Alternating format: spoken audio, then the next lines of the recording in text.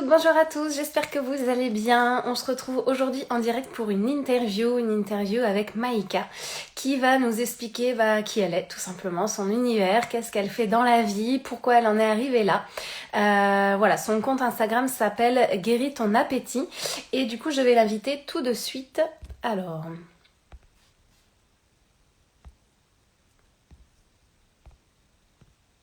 j'ai reçu une invitation Maïka. Hello, Maria. Tu m'entends bien? Ouais, je t'entends bien. Et toi, Ouais. tu m'entends? Ouais, nickel. Ok, génial. Ah, bah, je suis contente d'être là. Super. Alors du coup c'est ton premier direct, c'est ça? Ouais, c'est ça, exact. En vrai, je suis pas une super pro des réseaux sociaux. Je suis un peu nulle. Peut-être ça se voit sur mes publications. Bah moi je le trouve bien justement. C'est chou, merci, c'est gentil. C'est gentil. Donc du coup, j'étais en train de dire sur la vidéo, parce que après je vais l'enregistrer sur les GTV, donc pour que les gens puissent la revoir. D'accord. Et donc du coup, j'allais tout simplement te poser des questions, t'interviewer, pour que tu puisses nous raconter ton univers, ton parcours. Ce que j'aime bien faire depuis le début de l'année, en fait, sur mon compte, justement, c'est de pouvoir proposer des rencontres avec aussi des thérapeutes, des professionnels, peu importe leur nom ou leur qualification, mais de pouvoir échanger et faire découvrir aux personnes qui peuvent nous suivre d'autres thématiques, d'autres façons de faire en fait, parce qu'il n'y a pas qu'une seule voie. Pour moi, il y a plein de façons d'arriver au bonheur. Donc voilà, et j'aime bien ce que tu proposais. J'aime bien forcément la thématique, puisque j'en parle aussi, mais voilà, tu as un univers qui est forcément différent parce que tu es différente de tout le monde. Donc j'avais envie de pouvoir proposer qui tu étais en fait aux personnes qui me suivent. Voilà, Bah, merci beaucoup, en tout cas. avec plaisir. Alors, ce que je te propose, c'est, comme je t'ai dit, hein, moi j'aime bien faire les choses un peu spontanément. Alors même Mhm. forcément j'ai des questions en tête, mais tout simplement, est-ce que tu peux te présenter en quelques mots, nous expliquer qu'est-ce que tu fais dans la vie? Bien sûr. Alors, bah, je m'appelle Maïka et en fait, bah, j'ai créé Guéris ton appétit après avoir eu, moi, des problèmes avec les compulsions alimentaires pendant des années, avoir été super mal. Donc voilà, donc maintenant je fais ça. J'accompagne aussi des personnes avec le Reiki. J'enseigne aussi le Reiki. Donc c'est vrai que toi, j'ai vu aussi que tu es beaucoup dans les énergies, donc c'est hyper intéressant. Et puis, pour l'instant, je travaille encore à côté dans un bureau à temps partiel. Et puis voilà. Enfin, je sais pas si ça... Voilà. Bah si, ça répond à ma question. Qu'est-ce que tu fais du coup dans la vie à côté? On appelle ça officier d'état civil. Donc, D'accord. c'est pas mal de paperasse. Le seul truc cool, c'est que je Ah, marie les gens. Alors, ça, c'est bien. J'ai pu marier mes copines et tout ça, c'est super. d'accord. Voilà. Ok, c'est Donc, rigolo. voilà. Mais c'est très administratif. Ouais, Voilà. d'accord. Et donc du coup, alors justement, j'aimerais bien. Est-ce que tu peux. Ça fait combien de temps que tu fais ça? Est-ce que tu peux nous raconter peut-être un bout de ton histoire si tu as envie de partager? Qu'est-ce qui t'a... Parce que finalement, des personnes qui ont des compulsions alimentaires, on est assez nombreuses, Mhm. malheureusement ou peut-être Mhm. heureusement, hein, parce que c'est ce qui nous permet de nous découvrir aussi. Mais qu'est-ce qui fait que toi, tu as envie peut-être d'accompagner des personnes comme ça aussi? Mhm. En fait, moi, quand j'avais ce problème avec les compulsions alimentaires, c'était pas juste les compulsions alimentaires. En fait, j'étais mal dans ma vie. Franchement, j'ai même, à vrai dire, j'avais même envie de mourir des fois. Pour moi, rien que de penser à avoir des enfants, je me disais, mais jamais de la vie, parce que si c'est pour être malheureux comme ça, je vois pas pourquoi je fais des enfants. Alors qu'en fait, réellement, dans ma vie, il n'y avait pas trop de quoi être aussi mal, en fait. Je veux dire, dans ma vie extérieure, j'avais de la chance. Je veux dire, j'avais des études, j'avais de la famille, des amis, un chéri, bref, il n'y avait pas de quoi être aussi mal. Et pourtant, à l'intérieur, mais c'était terrible. Et en fait, je me permettais jamais rien, je me sentais nulle, je croyais que j'étais vraiment incapable de rien, en fait. J'abandonnais toujours ce que je faisais, mes écoles, mes trucs, je savais pas ce que je voulais, bref. Mm. Et en plus de ça, c'était toujours quand j'aurais maigri. Alors, j'attendais toujours quand j'aurais maigri. Et en fait, je trouve que je suis passée à côté de pas mal de choses à cause de ça, en fait. Et c'est quelque chose que je retrouve énormément avec les personnes même que j'accompagne. Et ça, c'était vraiment le truc qui me touche le plus. C'est en fait de ne pas passer à côté de sa vie juste parce qu'on attend quand j'aurai maigri ou quand je mangerai rien. Enfin, voilà. Oui, c'est toujours cette projection dans le futur en fait. On vit dans Mhm. le futur et du coup on passe à côté du présent Ouais, et de ce que tellement. ça nous a apporté. Ouais. Et alors du coup, comment est-ce que tu as fait je sais même pas quel âge tu as. J'ai 32 ans. Ok, bon, on a le même âge. Ah, Euh, génial, ok. Du coup, comment est-ce que tu as fait pour te sortir des compulsions? Est-ce que tu t'es fait aider? Est-ce qu'il y a quelque chose qui a bien fonctionné pour toi? Qu'est-ce que tu as mis en place? En fait, réellement, quand j'avais ces compulsions alimentaires, je trouvais pas ce que j'avais besoin pour être aidée, je trouvais pas. Alors, je faisais régime sur régime, c'était pas du tout le bon plan. Et au bout d'un moment, j'en pouvais tellement plus que j'ai cherché un peu sur Internet et je trouvais des cliniques. Mais je me Ouais. disais, non, mais quand même, enfin, j'en suis pas, enfin, je sais pas, je me voyais pas aller dans une clinique, voilà. Et un Alors, jour, excuse-moi, pardon, oui, tu habites en Suisse, c'est ça, je oui, crois, hein. exact, ouais, c'est Du ça. coup, tu étais des cliniques en Suisse? Oui, il y a des cliniques pour aider justement les personnes qui ont des compulsions D'accord. alimentaires enfin, ou des troubles avec le comportement Ouais. alimentaire de manière. D'accord, ok. Et c'est vrai que je trouvais trop extrême. Je me disais non, enfin voilà, c'était pas ça.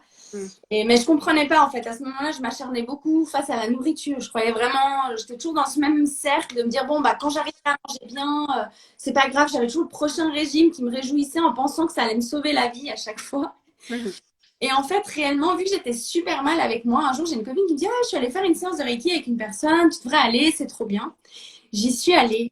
Et là, je sais pas, pour moi, ça a été, mais oh, je redécouvrais le Père Noël. Enfin, il y avait une magie juste incroyable. Et en fait, ça m'a permis de comprendre qu'il y avait autre chose de bien, bien plus important que bah, mon physique et ce que je pouvais voir autour de moi.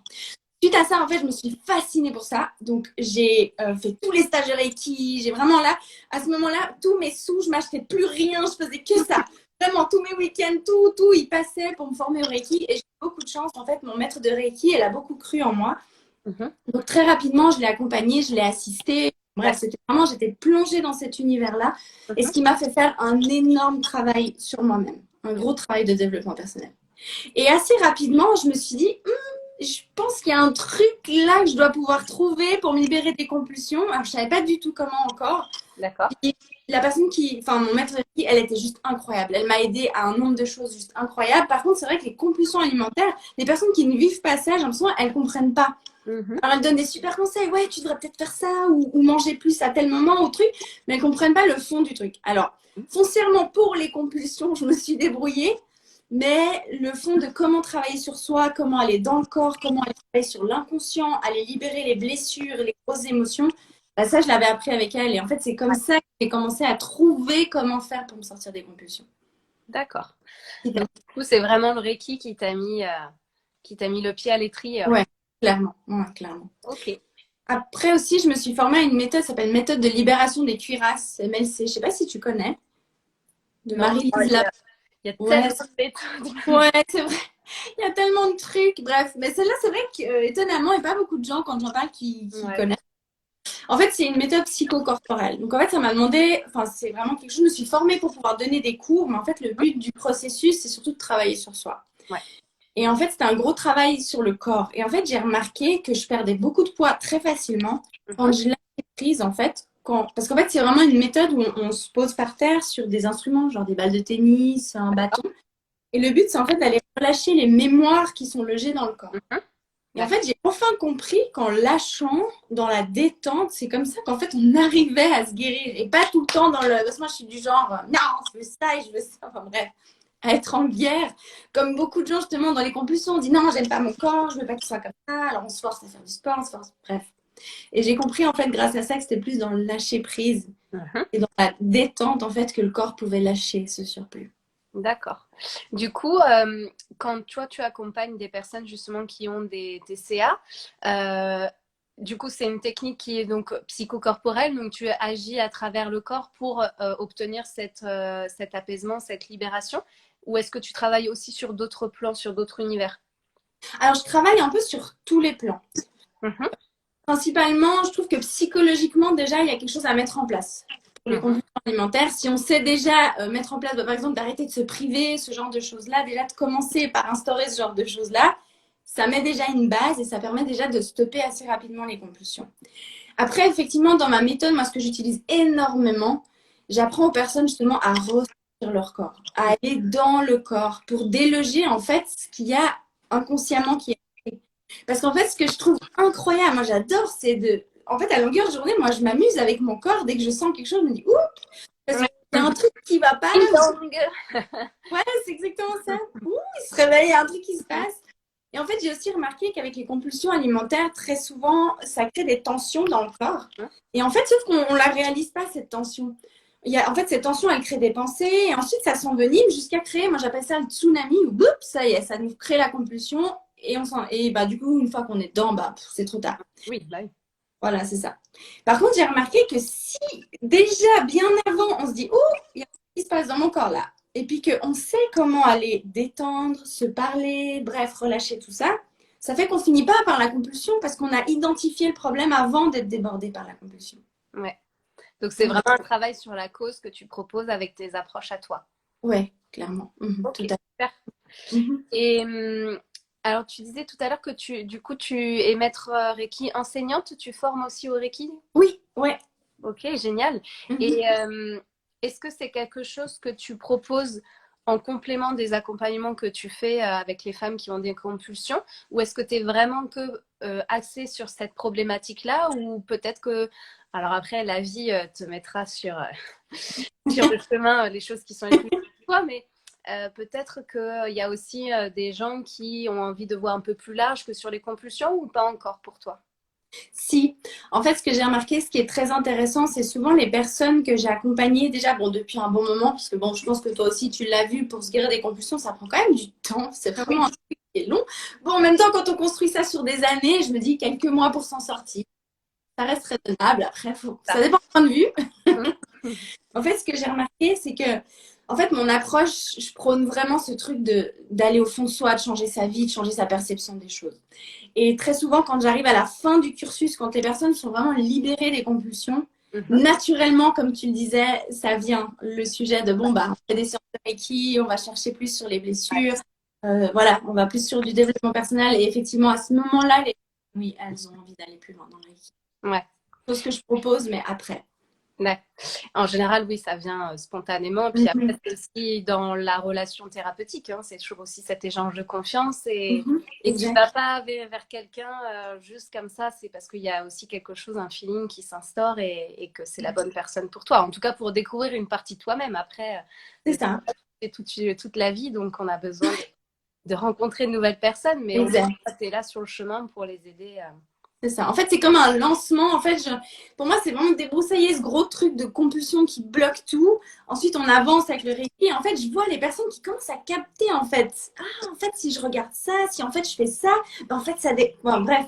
Et même cette notion de savoir que tout vient de nous. Puis à quel point, en fait, quand on est enthousiaste, quand on ressent des choses positives, bah, tout se met en route dans notre vie. Enfin, voilà. C'est Donc, ça. Mais ce que tu dis, oui, c'est vraiment cette notion de oui, déjà, il n'y a que nous qui pouvons changer les choses et que le monde extérieur n'est que le reflet de notre intériorité. Et ça, il y a effectivement en expérimentant, en s'observant qu'on va pouvoir en prendre conscience parce que ça, tout le monde le dit.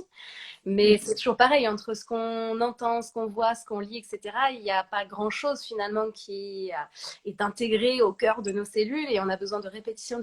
Mais c'est vrai que quand on expérimente, c'est quand on a la chance de tomber sur des personnes qui nous accompagnent dans ce processus d'expérimentation, bah là, les choses... Ah, mais ça veut vraiment dire ça, en fait. C'est ça. D'accord, ok, bah maintenant qu'on y est, effectivement, c'est un tremplin et ça nous donne l'énergie pour continuer d'avancer. Et comme tu dis, on se rend compte que, j'aime bien dire, voilà, la partie immergée de l'iceberg, c'est-à-dire que les compulsions, c'est que la partie visible, c'est la conséquence de quelque chose. Et effectivement, quand on avance dans le travail, on se rend compte que, bah, en fait, cette thématique de problématique, elle se déploie dans d'autres sphères de la vie, dans d'autres domaines, à des échelles différentes, mais souvent il y a différentes racines, mais la racine peut être la même et avoir des conséquences différentes. Et malheureusement, dans notre société, on est beaucoup axé déjà sur ce qui se voit forcément, et en plus les femmes, de par plein de mémoires ancestrales et autres sur le corps qui prend du poids, qui évolue, qui change et du coup sur la nourriture parce que forcément la société elle a beaucoup mis l'accent sur l'alimentation, c'est que le cœur du problème et c'est le problème d'ailleurs alors qu'en fait c'est juste une conséquence, la résultante d'eux. Mais c'est vrai qu'on a vécu un peu les choses à l'envers, donc ça pour aller travailler justement en profondeur quand il y a des choses qui viennent de notre histoire, qui viennent en plus de croyances collectives, c'est vrai que ça en met beaucoup dans le sac à dos, donc quand on en enlève on se rend compte que mais il y a plein d'autres choses en fait à l'intérieur de moi, qu'est-ce que je vais faire ça. Tellement, ouais, c'est clair.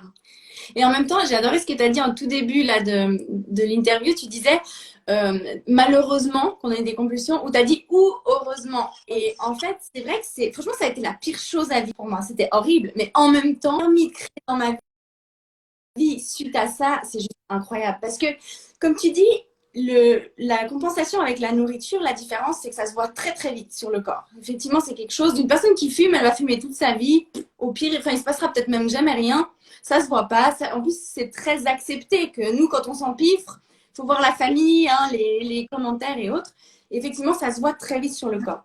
Mais en même temps, moi, je crois que c'est vraiment un cadeau, ça, parce que ça nous oblige à rapidement aller chercher où est le problème. Et ça fait qu'on peut vivre une vie beaucoup plus épanouissante.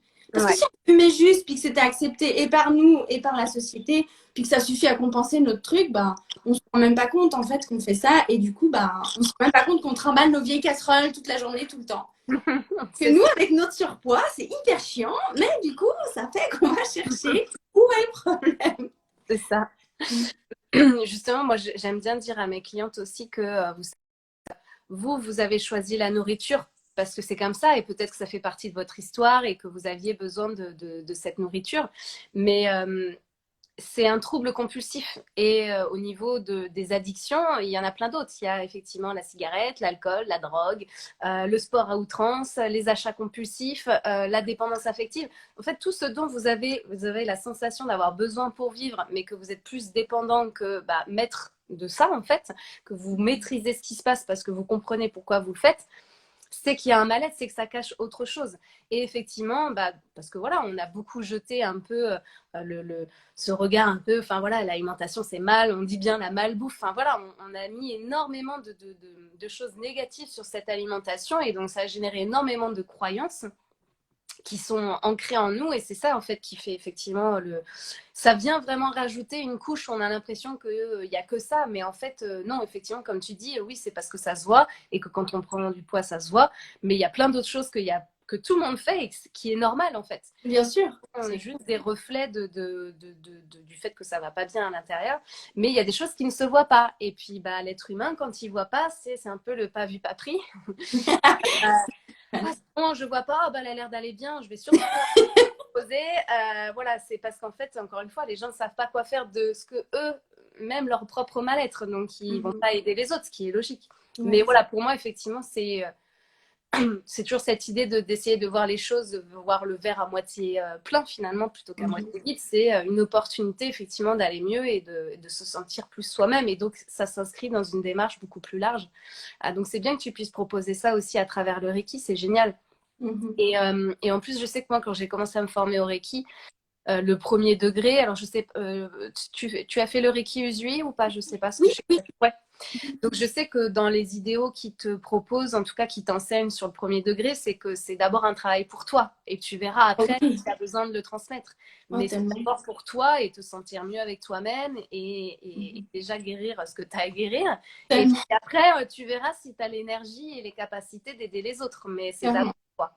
Donc ça m'avait beaucoup marqué et ça m'a beaucoup apporté. Alors, j'ai fait d'autres choses pour mon propre parcours personnel, mais le Reiki a été pour moi aussi une porte d'entrée sur justement ce domaine un peu plus spirituel, énergétique et comprendre que tout simplement il y avait d'autres choses et parfois le Reiki ça permet d'alléger pas mal de souffrances et qu'on n'est pas parce que parfois alors moi aussi j'aime bien travailler en profondeur, mais c'est vrai qu'il y a des fois quand il n'y a pas besoin d'aller creuser et que le Reiki peut juste apporter au moins cet apaisement au niveau émotionnel, en fait, à quoi bon se mettre des bâtons dans les roues quand on peut avoir des choses faciles à portée de main, en fait. C'est qu'on a le droit aussi de se faire du bien et juste de prendre ce qui vient. Et c'est vrai que le Reiki, il peut apporter un bon soulagement. Il guérit pas tout parce que c'est pas miraculeux, rien n'est miraculeux. Mais je trouve que c'est une porte d'entrée parfois pour des personnes qui ont des gros blocages au niveau émotionnel, qui ont beaucoup de mal, où il y a tellement de choses. Le barrage est tellement énorme en fait que faire juste un petit exercice, ça ferait un tsunami. Je trouve que la méthode énergétique permet d'abaisser un petit peu le niveau, tu sais, au niveau du barrage. Je trouve que c'est assez pratique. Oui, je suis d'accord. Et du coup, tu travailles. Alors, j'ai vu sur tes publications que tu as un cabinet, une maison de la femme, c'est ça, je crois? Oui, en fait, je loue une pièce demi-journée par semaine à la maison de la femme. Parce que, à vrai dire, maintenant, mes séances, la majorité, je les fais par Zoom, déjà à cause du Covid. Et puis, c'est vrai que mes clientes, elles viennent un peu de partout.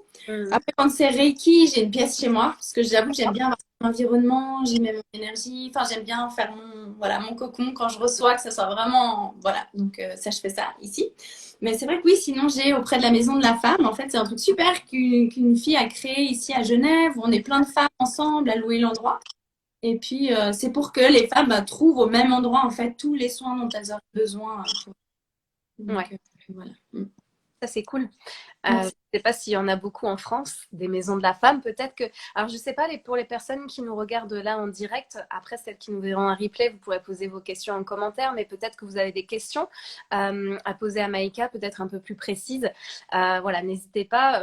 Moi, c'est vrai que c'est un sujet que je connais bien. Donc là, c'est échanger et connaître ton parcours. Moi, ça me fait plaisir de voir qu'il y ait des belles personnes qui peuvent justement, j'ai envie de dire, prêcher la bonne parole, mais vraiment de propager en fait qu'il y a une autre façon de voir la nourriture et que c'est ok en fait, que tout va bien, que oui, elles ont des crises de boulimie, mais tout va bien, c'est normal en fait. Heureusement qu'elles les ont, sinon elles seraient plus là. Moi souvent je leur dis, vous savez, vous êtes normal, hein, tout va bien. Ouais, c'est ça. Au contraire, même c'est normal, c'est Bah oui. l'inverse que je ne fais pas en fait. Mais Ouais, on ne fait pas parce que non, nous on veut encore comme ça et on veut encore comme ça. Oublie qu'en fait, avant tout, on est un être, on a tout on est tout, il y a plein de choses qui vivent à l'intérieur de nous. On ne peut pas juste se façonner, hein. On n'est pas, on n'est pas un objet à modeler. non, c'est clair. Non, moi j'ai des personnes qui viennent me voir, elles me racontent leur vie et je dis mais euh, vous vous rendez compte quand même de ce que vous avez vécu? Enfin, je veux dire, une personne plus courageuse que vous, il n'y en a pas beaucoup en fait. Donc voilà, de replacer aussi le niveau. Les crises de boulimie, c'est pas d'une part une fatalité et c'est pas du tout un manque de courage, c'est pas du tout de la fainéantise. Au contraire, je trouve que c'est juste la bouée de sauvetage. C'est que Ouais, c'est ça. il y en a qui ont des bouées différentes et il n'y a pas de notion de jugement de c'est moins bien, moins pire, etc. C'est juste qu'on fait ce qu'on a en fait. Exactement, c'est ça, tout à fait. Comme on peut. Ouais, c'est ça. Dingue. Donc oui, j'aime bien pouvoir justement propager ce genre de discours et je sais qu'il y en a de plus en plus qui le font.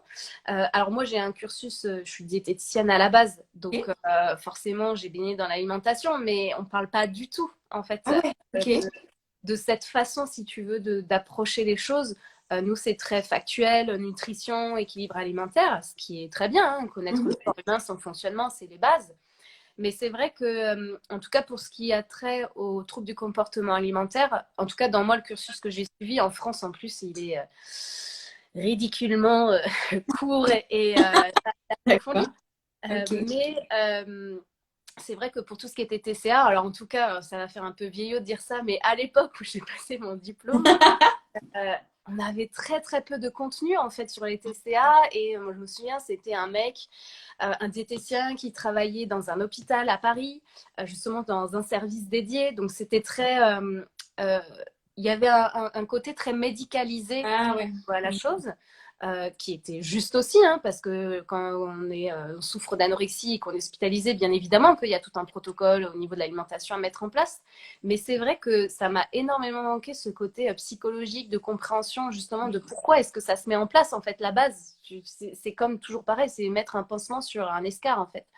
Voilà, ok, c'est bien d'apporter de quelque chose de concret dans l'instant présent, c'est nécessaire, mais pour moi, tu as aussi besoin de comprendre pourquoi tu la mets en place, sinon ça reviendra en fait. C'est comme les mauvaises herbes, hein, si tu n'arraches pas la racine, ça revient. Après, il y a des mauvaises herbes qui sont très jolies.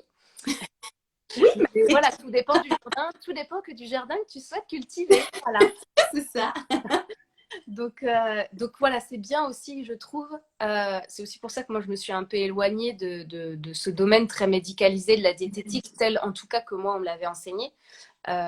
Et que je trouve ça bien qu'il y ait des personnes qui... C'est pas parce que tu as juste ta casquette de diététicienne que tu connais tout sur la nutrition et que tu peux accompagner n'importe qui avec des TCA. Les TCA, c'est quand même quelque chose de particulier. Et je pense que c'est important aussi de mettre un peu plus à l'honneur l'expérientiel aussi, tu vois. Toi, tu as vécu des crises de boulimie, tu t'en es sorti. Alors évidemment, peut-être que ta façon de faire, elle va pas convenir à tout le monde, mais ça vaut pour chaque métier et chaque personne en fait. Donc néanmoins, tu as des choses à apporter parce que tu as été au cœur du problème et tu as trouvé des solutions et ces solutions, elles peuvent aider d'autres personnes. Donc cette vision, voilà, qui est un peu plus pratique, tu vois, de réellement la crise. Je trouve que c'est intéressant et qu'il y a de plus en plus de personnes qui le font, donc tant mieux. Ça permet d'apporter un autre regard et de se séparer un peu voilà, des régimes, de l'alimentation, etc. Encore une fois, dans ce cadre vraiment des TCA, parce qu'on a tous des problématiques différentes et donc on a besoin de solutions différentes. Mais c'est vrai que pour tout ce qui touche au TCA, c'est important, je pense, d'apporter aussi cette touche d'humanité, en fait, tout simplement. Ah oui, tellement, c'est clair. Mais en fait, moi, j'ai surtout une façon de voir des fois. Après, c'est ma façon de voir, mais c'est vrai que moi, je vais jamais chez le médecin, je suis jamais malade, gynéco, on me dit non, mais taille. Je dis non, je fais ce que je veux dire, c'est moi et mon corps, tout se passe bien. Bref, en fait, j'ai vraiment pour moi une façon de voir les choses que quand dans l'esprit ça va, quand on comprend comment être relié à soi-même. Après, la nutrition, par logique, bien sûr, on apprend un peu, mais quand on s'écoute, naturellement, en fait, après, c'est un chemin, ça demande, hein, et il a fallu quand même que j'apprenne, que je réapprenne à manger correctement et tout. Mais c'est vrai que je trouve que quand on est relié à notre corps, enfin, c'est magique. Parce que plein de fois, je me dis, ah, en ce moment, j'arrête pas de manger comme ça ou comme ça. Puis tout d'un coup, je lis un truc au hasard qui me dit que à telle saison, ça c'est bien, ça aide à. Je dis, ah, bah voilà. Mais j'ai pu me poser 1000 questions. Tout d'un coup, des fois, je me dis, ah là. En ce moment, je sens que je suis un peu gonflée. Qu'est-ce qui m'arrive? Hop, j'ai comme l'intuition de voir tout de suite qu'est-ce qui va pas. Du coup, je mets en place et c'est ok, ça se règle. Et voilà. Enfin, alors bien sûr, là, ça paraît très simple dit comme ça. Hein. Ça m'a pris des années, des heures et des heures. Mais c'est vraiment, c'est juste une vision plus simplifiée en fait. Oui. Parce que moi, carrément, ça me décourage des fois. Ces trucs de médical, de comprendre tout mental, alors qu'en fait, j'ai l'impression que si on laisse aller les choses, c'est tellement simple en fait. Justement, tu as dit c'est mental. Et moi, enfin, peut-être que pour toi c'est pareil, mais moi je sais que toutes mes clientes, leur point commun, c'est le mental. Elles ont un mental en béton armé qui contrôle les choses. Non, mais voilà, je le dis parce que j'ai le même. Hein. Enfin, ouais, c'est clair. On attire forcément les personnes à nous qui nous ressemblent parce qu'elles nous font travailler aussi. Hein. Parfois, je leur dis oui. tout ce que je dis. Alors, vous me dites oui, je sais, vous me l'avez déjà dit, mais déjà, la répétition fait que. Et je leur dis, vous savez, quand moi, je vous dis ce genre de choses, il y a des fois, dans ma petite tête, je me dis, dis donc, tu ferais bien d'appliquer ce que tu es en train de dire à ta cliente. Tellement. Il y a des fois, change. Des fois, c'est genre, mais t'es en train d'expliquer ça à qui? À toi ou... ça. Mais parce que voilà, et comme tu dis maintenant, je sais qu'avant, effectivement, je me serais battue contre, tu sais, tu parlais tout à l'heure de lutte, de combat, etc. Je me serais battue contre, ah, ça me fait chier, gna, gna, gna, gna. Et maintenant, en fait, ça me fait rigoler parce que je sais très bien que c'est les signes de la vie, peu importe ce en quoi on croit et les mots qu'on y pose, mais c'est voilà, juste me montrer que bah oui, il y a encore des choses à travailler, en fait, jusqu'à la fin de ma vie, il y aura des choses à travailler. Et me dire que oui, ce mental, il est très très fort, mais que maintenant, j'apprends aussi à laisser plus de place au corps. Et comme tu dis, le corps, il sait pas tout. Forcément, on a besoin des deux, hein, sinon le mental n'existerait pas. Oui. Voilà, s'il est là, c'est qu'il a une raison de vivre. Ouais. Mais le corps, voilà, il sait des choses et que plus on lui fait confiance et plus voilà, on lâche prise. Et plus en fait, les choses sont simples. Et on a l'art de se compliquer la vie, mais d'une force, c'est assez impressionnant. Et j'aime bien aussi utiliser, j'ai un petit garçon et souvent j'aime bien utiliser des métaphores en lien avec les enfants. Que les enfants, mais ils se prennent tellement pas la tête. Et que ça s'explique aussi d'un point de vue neurologique. Hein, jusqu'à l'âge de 7 ans, c'est le cerveau émotionnel. Eux, ils sont guidés par leur corps et les émotions. Alors, oui, on ne peut pas vivre dans une société menée par des enfants. C'est là où on a besoin du mental et qu'on a besoin de cadrer certains trucs. Mais voilà, c'est beaucoup plus simple, ils ne se prennent pas la tête, le corps il sait, le corps il envoie des messages et plutôt que de se dire ça me fait chier, j'aime pas manger comme ça, etc. Bon bah ok, de toute façon c'est là, maintenant qu'est-ce que j'en fais? C'est pas le message, qu'est-ce que le corps il essaie de me faire passer? Et oui, comme toi, quand j'ai un truc, une douleur et tout, bon voilà, sur le moment ça m'emmerde, hein, moi aussi. Hein. Oui. Hein. Pourquoi j'ai ça? Ça me fait chier. Bon bah voilà, maintenant je sais que c'est effectivement qu'il y a un message et je vais aller creuser, je vais aller voir ce qui se passe derrière. Et puis peut-être que je ne trouverai pas tout de suite, mais au moins j'aurais posé l'intention.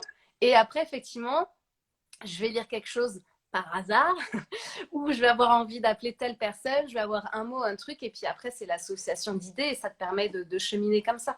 Mais c'est vraiment se recentrer sur... de toute façon, le corps, c'est l'instant présent, donc c'est toujours dans cette idée de arrêter de vivre projeté dans le futur ou dans le passé, et de se recentrer sur l'instant présent pour voir qu'est-ce qu'on...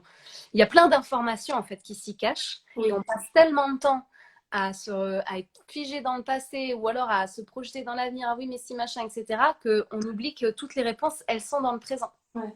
Bah surtout, en plus, ce que tu dis, ce qui est fou, c'est que tu te projettes dans l'avenir. Mais moi, si tu projettes quelque chose de sympa, bah cool.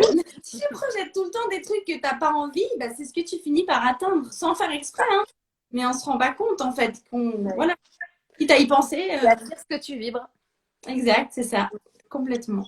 Mais voilà, après, le mental, de toute façon, j'aime bien leur dire, vous savez, le job du mental, c'est de trouver des solutions aux problèmes. Donc, il ne va pas vous dire que c'est le monde des bisounours et que tout est génial. Ce n'est pas son job. Ça, c'est le corps qui vous permet de valider que ce que vous vivez, c'est génial. Mais le mental, lui, c'est son boulot de vous mettre en sécurité, donc de prévoir s'il y a une guerre, une famine, s'il y a une invasion sauterelle, qu'est-ce qu'on peut faire. Ben voilà, enfin, ça vous est pas arrivé, je sais pas, d'imaginer parfois des scénarios catastrophes, mais de dingue, des choses mais improbables. Et on se met parfois, encore une expression de 1879, la rate au courbouillon. La rate au courbouillon. Mais ça veut dire voilà, les organes. Bon, après, les expressions ont leur symbolique aussi, mais c'est clair.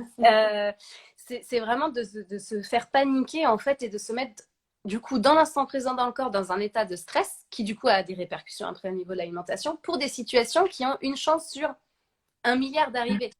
Donc, oui, on en a besoin, mais est-ce que cette situation, cette peur et ce mental, etc., ça va nous contrôler et nous empêcher, du coup, de faire quelque chose, ou au contraire c'est bon, bah d'accord, ok, bah maintenant j'ai écrit mon scénario, je sais quoi faire s'il y a une invasion sauterelle, ok, je passe à la suite.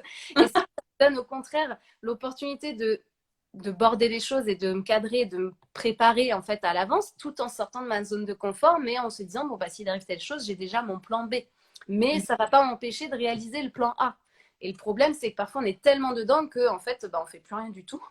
Le plan B, il vaut plus rien du tout et on n'a même pas mis en place le plan A. Donc, c'est toujours cette sortie de zone de confort qui peut être difficile. C'est là aussi où on a besoin d'aide et de soutien, en fait.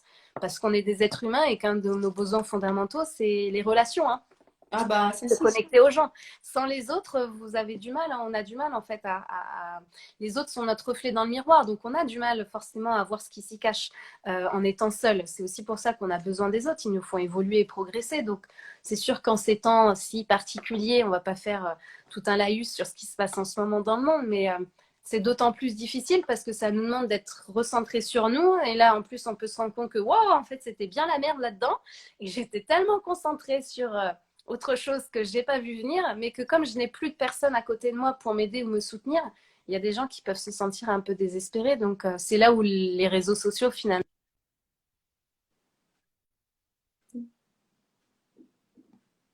ont quelque chose de positif, je trouve, à apporter. Tu vois, c'est l'accessibilité. C'est facile maintenant de pouvoir communiquer et de dire aux gens, bah, c'est possible de s'en sortir, c'est possible d'avoir du soutien, de l'aide. Juste parfois de parler de ce qui se passe, en fait, ça suffit. Ouais, c'est tellement. Oui, puis se rendre compte qu'on n'est pas les seuls. C'est vrai que bah, moi, quand j'avais mes compulsions, j'ai jamais trouvé tout ça. Maintenant, il y a tout ce qu'il faut. Oui, bah oui. J'ai trouvé tout ça. Mais bon, après, voilà, c'est comme ça. Puis c'est ce qui m'a permis de faire ce chemin aussi. Mais c'est vrai qu'aujourd'hui, c'est vraiment positif. Parce qu'en plus, on se rend compte que, en fait, on peut vivre plein de trucs super.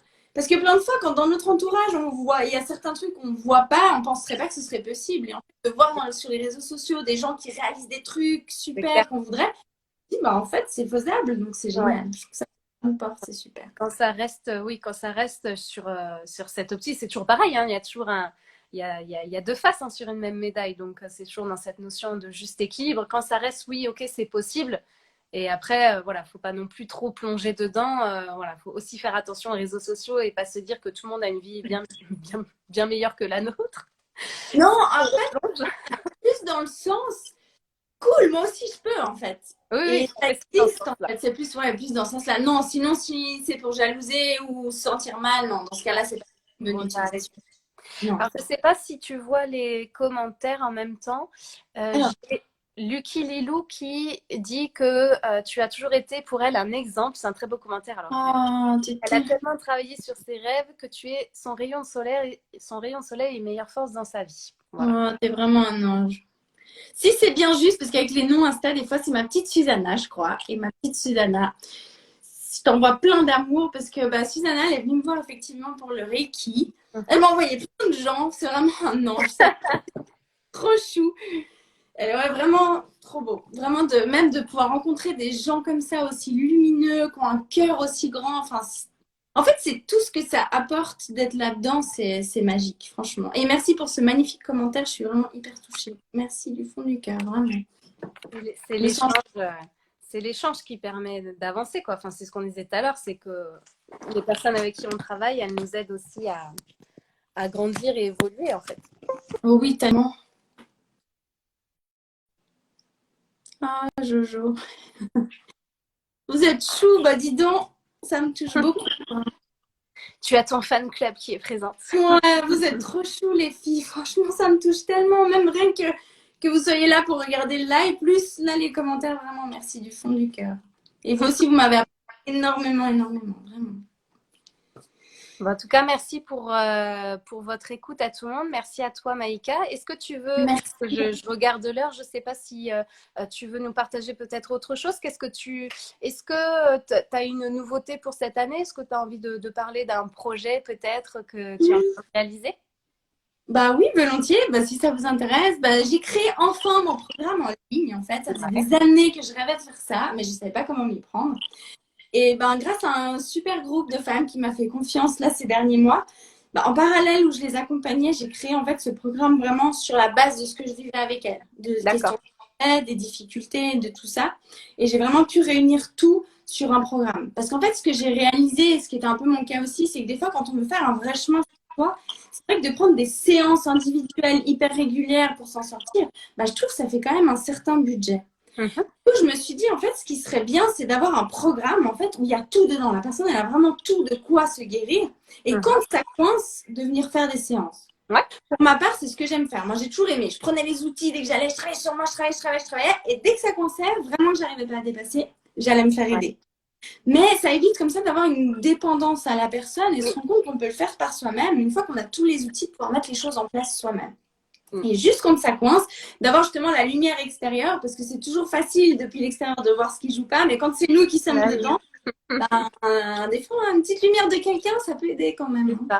On arrête de se taper dans le mur, je comprends pas. Oui, il y a un moment. Et ça, c'est pour tout le monde. C'est important de rappeler que même si nous, on aide d'autres personnes à faire ce que nous, on a déjà pu faire pour nous-mêmes, ça n'empêche qu'on est tous dans le même bateau et que nous aussi, même si on a plein d'outils, moi, je sais que parfois, j'ai des clients qui me disent « Ah, mais vous, ça doit être génial parce que dès que vous avez un problème, vous avez l'outil, pif, paf, pouf, on y va, gna, gna. » Oui, c'est vrai, mais ça n'empêche qu'il y a des moments où j'ai beau faire tous les outils, je sens que ça coince parce qu'effectivement, j'ai besoin de cette lumière extérieure. Et oui, c'est là où tu as besoin de te faire aider parce que quand c'est trop dans l'inconscient et que ça te fait mal, ton mental, il va tout faire pour te protéger et tu as besoin de quelqu'un. Au bout d'un moment, c'est indispensable. Et ça, peu importe. Si on est dans le métier, si on a des outils, des choses comme ça, oui, effectivement, tu as toujours besoin de quelqu'un, ça c'est sûr. Oui, c'est clair. Bon, moi j'ai de la chance d'avoir mon chéri, alors comme ça, à peu près une fois par mois, j'arrive à lui dire « Bon, tu sais pas, parce que là, c'est dur. » Il n'arrive pas si. Et du coup, c'est vrai que ça aide d'avoir un regard extérieur déjà de l'entourage, mais c'est vrai que des fois, quand c'est plus profond, et moi, je vais toujours voir des personnes qui sont dans le spirituel parce que j'ai l'impression qu'elles voient plus loin et que voilà, le nœud, elle vient me dire, tiens, c'est là où ça coince. Donc, si c'est là-dessus. Elle ne le fait pas pour moi, mais elle me dit, c'est là que ça coince. Et c'est un vrai cadeau, quoi, franchement. C'est clair. Ouais. Donc, voilà. Bon, en tout cas, merci beaucoup pour... Merci à toi. Je t'en prie. Merci d'avoir partagé un bout de ton histoire. Pour les personnes qui, du coup, reverront la vidéo en IGTV, je mettrai une description, je te taguerai dedans pour que les gens puissent aller voir ton compte. Merci beaucoup. Et puis, voilà, si vous avez des questions à nous poser, vous pourrez le faire, du coup, en commentaire sur la vidéo d'IGTV, puis on y répondra toutes les deux. Voilà. Génial. Merci Aurélia. C'était vraiment un plaisir pour moi. Ça me touche beaucoup en tout cas. Et puis, avec plaisir. À tout bientôt. À très bientôt. Passez une bonne journée. Bonne journée à toutes et merci pour votre présence. Bonne journée tout le monde. Bye. Bye.